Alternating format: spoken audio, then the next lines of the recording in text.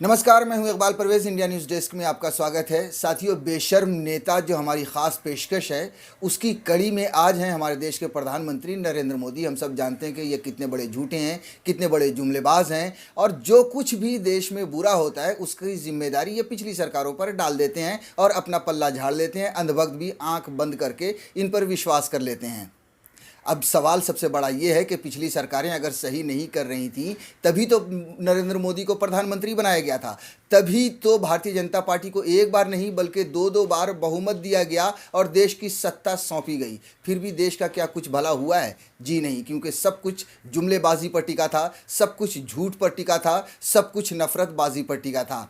अब हम लेटेस्ट बात कर लेते हैं। जो इनकी जो बेशर्मी है वो डीजल और पेट्रोल की कीमतों को लेकर भी सामने आ चुकी है। पूरी तरह से इसका खुलासा हो गया है। जी हाँ, डीजल और पेट्रोल हम सब जान रहे हैं, पूरे देश में हाहाकार मचा हुआ है कि पेट्रोल 100 रुपये पार हो चुका है। अब जब कुछ कहने को नहीं बचा तो नरेंद्र मोदी ने क्या कह दिया कि पिछली सरकारों ने अच्छा काम नहीं किया, इस वजह से आम आदमियों को तकलीफ का सामना उठाना पड़ रहा है, या फिर पेट्रोल और डीजल की कीमतें इतनी बढ़ रही हैं। जो उन्होंने कहा था, मैं आपको थोड़ा सा वो बता दूं कि क्या कहा था। नरेंद्र मोदी ने कहा, पेट्रोल और डीजल की कीमतों में लगातार तेज़ी के बाद देश में पेट्रोल की कीमत पहली बार 100 रुपये के पार चली गई। इस बीच प्रधानमंत्री नरेंद्र मोदी ने कहा है कि मध्यम वर्ग को ऐसी कठिनाई नहीं होती यदि पूर्ववर्ती सरकारों ने ऊर्जा आयात की निर्भरता पर ध्यान दिया होता। तेल की कीमतों में लगातार हो रही वृद्धि का जिक्र किए बिना उन्होंने कहा कि 2019-20 में भारत ने अपनी घरेलू मांगों को पूरा करने के लिए 85% तेल और 53% गैस का आयात किया है। जी हाँ, सिर्फ तेल की ही कीमत नहीं बढ़ रही है बल्कि गैस की भी कीमत बढ़ चुकी है और पिछले 2 महीने में करीब करीब ₹250 ₹169 गैस की भी कीमत बढ़ चुकी है। अब एक बार फिर नरेंद्र मोदी ने बेशर्मी की हद पार कर दी और पिछली सरकारों पर इसका ठीकरा फोड़ दिया।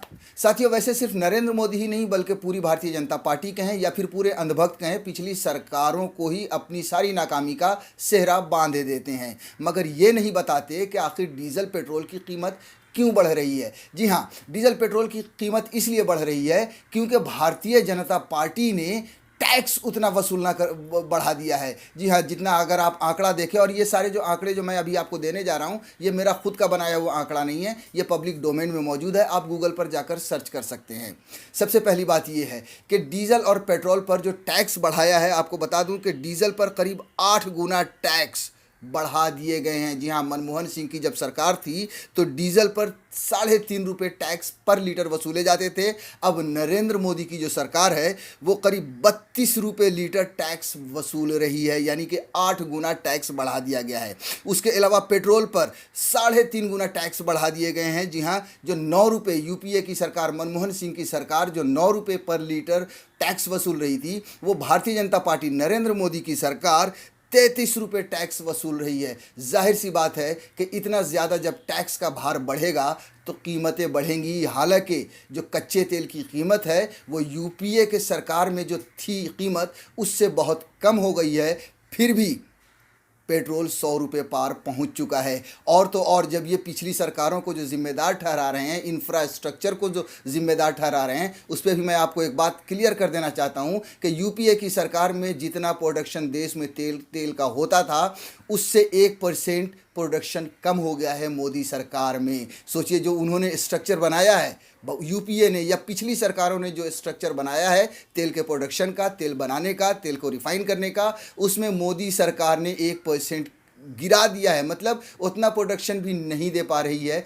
तो फिर ऐसे इंफ्रास्ट्रक्चर का क्या करती मोदी सरकार? मोदी सरकार सिर्फ और सिर्फ बेशर्मी की हद पार कर रही है, सिर्फ और सिर्फ इंफ्रास्ट्रक्चर या फिर पुरानी सरकार को बदनाम करने की कोशिश कर रही है। असल बात यह है कि नरेंद्र मोदी की जो सरकार है, उन्होंने अपने 2-4 जो अमीर मित्र हैं, जो बिजनेसमैन हैं, अंबानी अडानी जैसे लोग, उनकी कंपनियों को फ़ायदा पहुंचाने के लिए इतनी तेल की कीमतें बढ़ रही हैं। उसके अलावा एक चीज़ और आपको मैं बता दूं कि 2014-15 में सरकार जितना टैक्स से कमाती थी उसका करीब करीब 2 गुना ज़्यादा कमाई कर दी है नरेंद्र मोदी सरकार ने डीजल और पेट्रोल पर टैक्स बढ़ाकर। अब जब 2 गुना कमाई होगी तो फिर क्या होगा? डीजल और पेट्रोल की कीमतें ज़्यादा बढ़ेंगी ही बढ़ेंगी, इसमें कोई शक नहीं है। और इंफ्रास्ट्रक्चर चाहे जितना भी बड़ा कर दो, अगर आप उतना प्रोडक्शन नहीं दे सकते तो वैसे भी आपका इंफ्रास्ट्रक्चर पर या पिछली सरकारों पर उंगली उठाना गलत है, सरासर नाजायज़ है और सरासर बेशर्मी का बहुत ही बड़ा सबूत है। और एक बात ये कहना ज़रूरी है कि बार बार जो भारतीय जनता पार्टी हो या नरेंद्र मोदी हो या अनभक्त हों, जो पिछली सरकारों पर जो ठीकरा फोड़ती हैं कि उन्होंने कुछ नहीं किया, आप भी ये अच्छी तरीके से जानते हैं कि पिछली सरकारों ने जो कुछ भी बनाया है, आज नरेंद्र मोदी की सरकार उन्हीं सब कंपनियों को बेच कर पैसे कमा रही है या देश चला रही है या फिर अपने अमीर दोस्तों की जेबें गर्म कर रही है। साथियों, ये जो तेल, पेट्रोल, डीजल की जो कीमतों के लिए हाहाकार मचा हुआ है, आपको ये एक आंकड़ा और दे दूं कि भारत दुनिया में सबसे ज़्यादा तेल पर टैक्स वसूलने वाला देश बन चुका है। आप सोचिए कि पाकिस्तान हो या बांग्लादेश हो या श्रीलंका हो या भूटान हो, ये सब भी गरीब और छोटे मुल्क हैं, मगर वहाँ पर भी इतने टैक्स नहीं वसूले जाते। और ये टैक्स की जो वसूली है, ये पिछले साल यानी 2020 में ही भारत दुनिया में नंबर 1 बन चुका था सबसे ज़्यादा टैक्स वसूलने वाले देशों में। 2020 मई की आपको खबर बता दें जो हिंदुस्तान ने छापी थी कि दुनिया भर में कच्चे तेल की कीमत भले ही औंधे मुँह गिरी हो, लेकिन भारत के लोगों को इसका फ़ायदा नहीं मिलेगा। पेट्रोल पर प्रति लीटर एक्साइज ड्यूटी में 10 रुपये की और डीजल पर 13 रुपये की बढ़ोतरी के बाद भारत दुनिया में पेट्रोल डीजल की खुदरा कीमतों पर सबसे ज़्यादा टैक्स लगाने वाला देश बन गया है।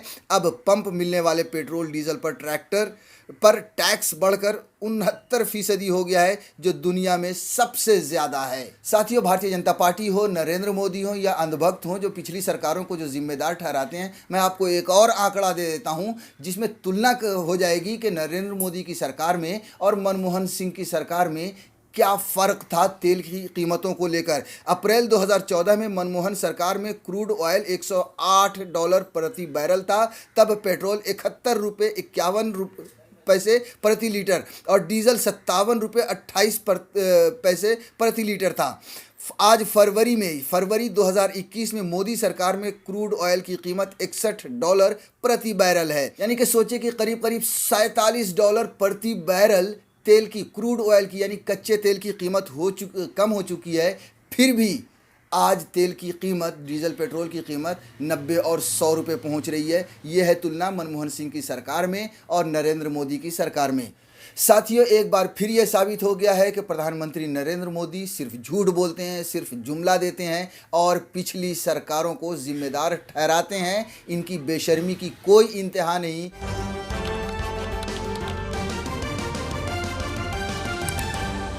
आपकी आवाज